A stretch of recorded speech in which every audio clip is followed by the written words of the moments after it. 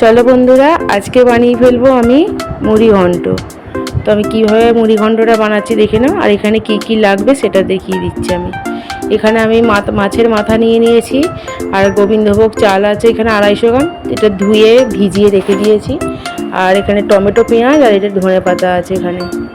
তো আমি আগে মাছের মাথাটা আমি ভালো করে ধুয়ে পরিষ্কার করে নিয়েছিলাম, আমি আগে এটা ভিজে নেব ভালো করে।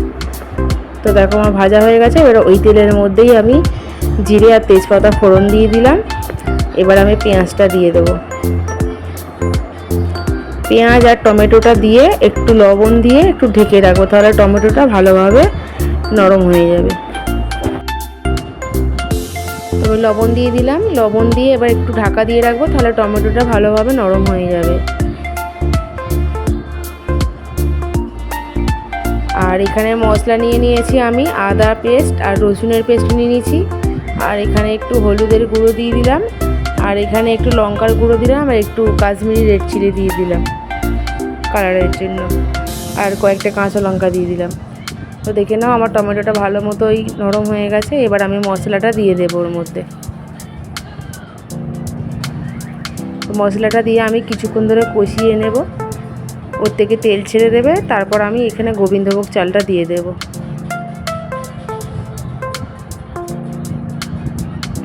তো আমার মশলাটা কষানো হয়ে গেছে, দেখে নাও তেল ছেড়ে দিয়েছে।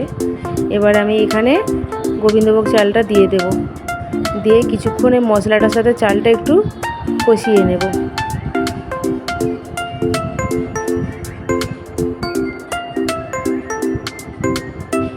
হয়ে গেছে আমার একটু কষানো। আর এবার আমি এখানে মাছের মাথাটা দিয়ে দেব। মাছের মাথাটা দিয়ে একটু নাড়াচাড়া করে তারপর এখানে গরম জল ইউজ করব।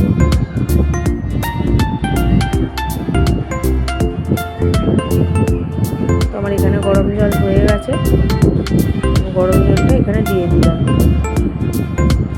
দিয়ে আমি কিছুক্ষণের জন্য ঢাকা দিয়ে রাখবো, যাতে চালটা সিদ্ধ হয়ে যায় ভালো মতো।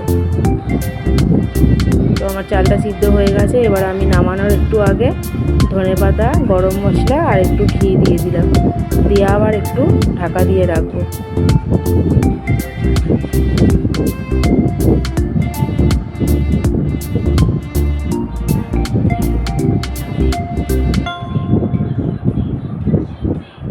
তো আবার একটু ঢাকা দিয়ে রাখলাম। তবে আবার ফাইনালি আমার হয়ে গেছে মুড়ি ঘন্ট। কেমন হয়েছে কমেন্ট করে সবাই জানাবে। তো আজকের মতো টাটা, আবার দেখা হবে অন্য ভিডিওতে।